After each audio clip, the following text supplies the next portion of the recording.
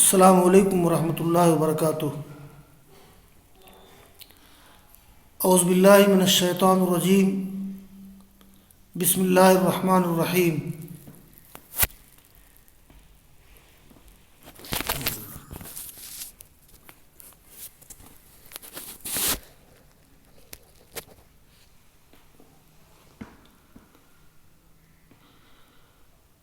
یا ایھا الرسول لا يحزنک الذین یسارعون فی الکفر من الذین قالوا آمنا بافواہہم ولم تؤمن قلوبہم ومن الذین ہادوا سماعون للکذب سماعون لقوم آخرین لم یأتوک یحرفون الکلم من بعد مواضعہ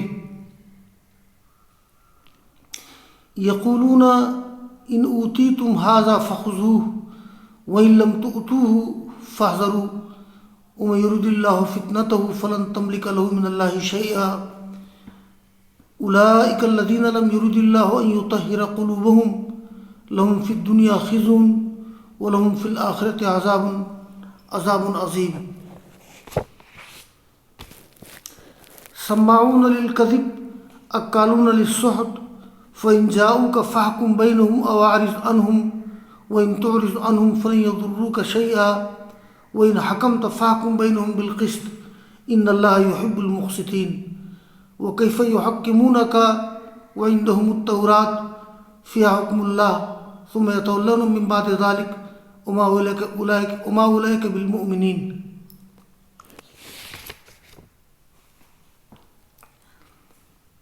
عزیز طلبہ، آج کے درس میں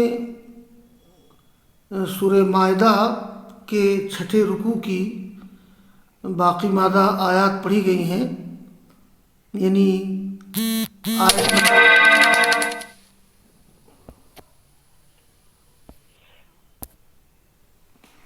آیت نمبر 41 سے آیت نمبر 45 تک۔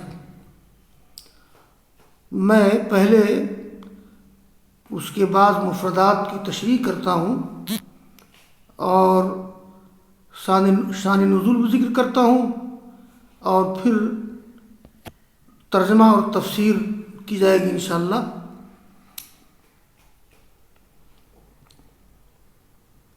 یا ایھا الرسول لا يحزنک، یہ لا يحزن فعل نہیں ہے، اور حزنا یحزن حزنا غمگین کرنا، جب یہ نصرہ سے آتا ہے تو متعدی ہوتا ہے۔ حزنا یحزن حزنا غمگین کرنا، یہ متعدی ہے، اور جب سمیع سے آتا ہے حزنا یحزن حزنا غمگین ہونا، یہ لازم ہے۔ تو حزنا یحزن باب نصرہ سے متعدی غمگین کرنا، حزنا یحزن باب سمیع سے لازم، اور یہ افواہ واحد فمن جس کی اصل فوہن ہے، اس کا معنی منہ، اور یہ ومن الذین ہادوا، یہ ہادا یہود ہودن و تہوادن یہودی ہو جانا۔ سماعون للکذب، سماعون مانے بہت زیادہ سننے والے، سماعون لقوم آخرین لم یأتوک، لقوم آخرین لم یأتوک، اور یہ سماعون لقوم آخرین دوسرے لوگوں کے لیے سننے والے، یعنی جاسوسی کرنے والے۔ یحرفون الکلم من بعد مواضعہ، یہ الکلم کلمہ کی جمع ہے، لیکن کلمات کے مجموعہ کو کلام کہا جاتا ہے، تو الکلم بمعنی کلام، اسم جنس سے مذکر استعمال کیا گیا ہے۔ تو یقولون ان اوتیتم ھذا فخذوہ وان لم تؤتوہ فاحذروا،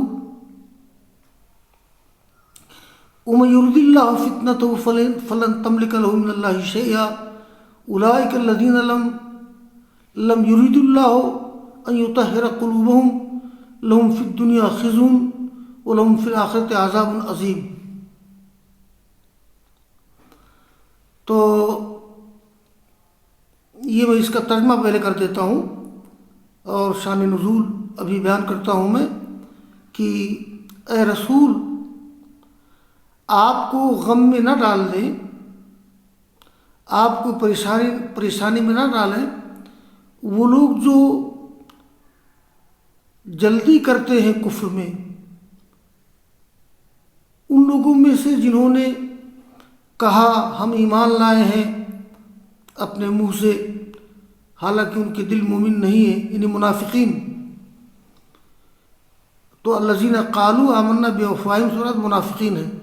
اور ان لوگوں میں سے جو یہودی ہو گئے، یہ لوگ جھوٹی بات سننے والے ہیں اور دوسرے لوگوں کے لیے ان لوگوں کے لیے جاسوسی کرنے والے ہیں جو آپ کے پاس نہیں آئے ہیں. وہ کلام کو بدل دیتے ہیں ان کی اصل جگہوں سے. وہ کہتے ہیں ان اوتیتم ھذا، اگر تمہیں یہ حکم دیا جائے تو لے لو، اور اگر وہ حکم نہ دیا جائے تو اس سے بچو. یعنی تمہاری مرضی کے مطابق اگر نبی حکم دے تو لے لو، اور تمہاری مرضی کے خلاف اگر حکم دے تو چھوڑ دو. اور اللہ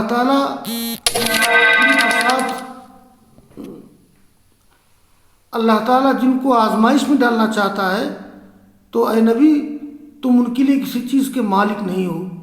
یہی وہ لوگ ہیں کہ لم یرید اللہ یطہر قلوبہم، اللہ تعالیٰ نے ارادہ نہیں کیا کہ ان کے دلوں کو پاک کر دے.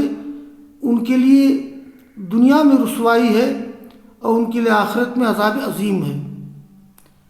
یہ جو خزیون ہے تو خزیون یہ دو باب سے آتا ہے، سمیا سے بھی آتا ہے، ضربہ سے بھی آتا ہے، لیکن سمیا سے یہ لازم ہے اور ضربہ سے متعدی ہے. دیکھیے خزیہ یخزا خزین و خزن رسوا ہونا، اور خزا یخزی خزین رسوا کرنا. تو سمیا سے لازم اور ضربہ سے متعدی ہے. عربی زبان کا عجیب معاملہ ہے کہ ابواب کے بدلنے سے بھی لزوم و تعدی میں فرق ہو جاتا ہے. تو یہ آیت نمبر 41 سے لے کر کے آیت نمبر 45 کا ایک خاص سبب نزول ہے جس کا میں ابھی ذکر کر رہا ہوں.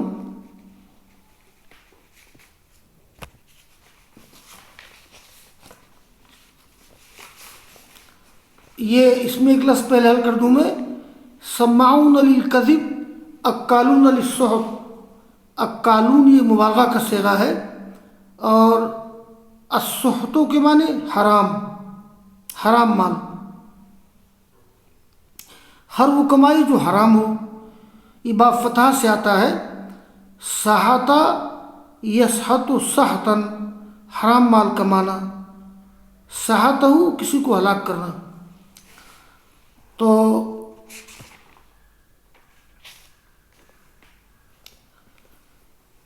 اب میں آگے کی جو آیات ہیں، سماعون للکذب، یہ لوگ جھوٹی بات سننے والے ہیں، حرام مال کھانے والے ہیں. فَإِن جَاءُوكَ فَاحْكُم بَيْنَهُمْ، اگر یہ آپ کے پاس آ جائیں تو آپ ان کے درمیان فیصلہ کیجیے یا اعراض کیجیے ان سے. یعنی یہ یہودی لوگ جب آپ کے پاس آئیں تو آپ چاہے تو فیصلہ کریں چاہے تو فیصلہ نہ کریں. وَإِن تُعْرِضْ عَنْهُمْ، اور اگر آپ ان سے اعراض کریں فَلَن يَضُرُّوكَ شَيْئًا، وہ آپ کو نقصان نہیں پہنچا سکیں گے. وَإِن حَكَمْتَ فَاحْكُم بَيْنَهُم بِالْقِسْطِ، اور اگر آپ فیصلہ کریں تو ان کے درمیان انصاف سے فیصلہ کریں. حکم حکم فیصلہ کرنا. بے شک اللہ تعالیٰ محبت کرتا ہے انصاف کرنے والوں سے. وہ کیف یحکمونک، یعنی اللہ تعالیٰ فرما رہا ہے یہ لوگ حکم یحکم تحکیم نے حکم بنانا، یہ لوگ کیسے آپ کو حکم بناتے ہیں حالانکہ ان کے پاس تورات ہے جس میں اللہ تعالیٰ کا فیصلہ ہے. ثم یتولون من بعد ذلک، یہ تولیہ اس کے کئی معنی ہیں، تو پھر وہ اعراض کرتے ہیں. ثم یتولون منہ، اس کے بعد وما اولئک بالمؤمنین، یہ لوگ مومن نہیں ہیں. تو یہ ترجمہ حل لغات ہو گیا، ترجمہ ہو گیا. اور اب میں ان آیات کا شان نزول ذکر کر رہا ہوں. تو ان آیات کا سبب نزول، ان آیات کے سبب نزول کے بارے میں 2 واقعات کتب حدیث میں ذکر کیے جاتے ہیں. یہ آیت نمبر 41 سے آیت نمبر 45 تک، یعنی 5 آیات جن کا ترجمہ ہوا ہے. تو ان آیات کے سبب نزول کے 2 واقعات کتب حدیث میں موجود ہیں. پہلا واقعہ جس کے راوی عبداللہ بن عمر ہیں جو بخاری و مسلم میں ہے، وہ یہ کہ تورات میں بھی شادی شدہ زانی و زانیہ کے لیے رجم ہے. اس حکم میں یہودی تحریف کرتے تھے،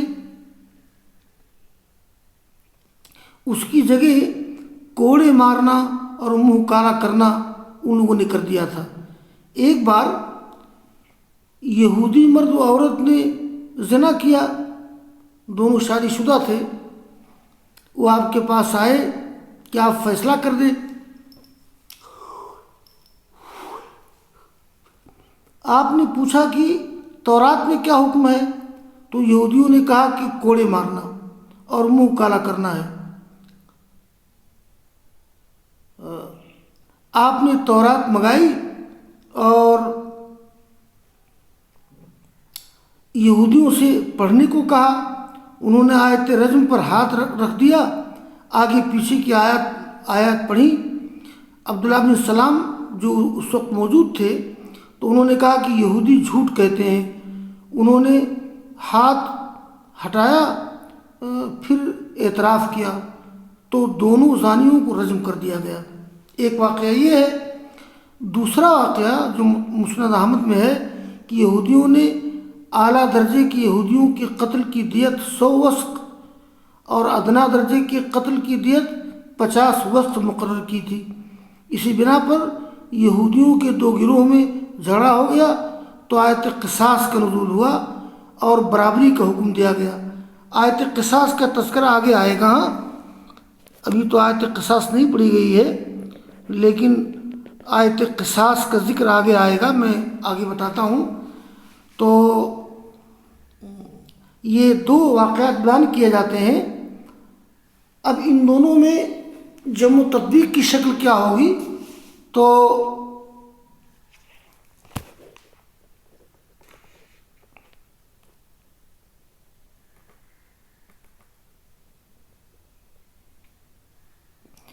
حافظ ابن کثیر رحمہ اللہ نے لکھا ہے کہ ہو سکتا ہے کہ دونوں سبب ایک ہی وقت میں جمع ہو گئے ہوں اور ان سب کے لیے ان آیات کا نزول ہوا ہو.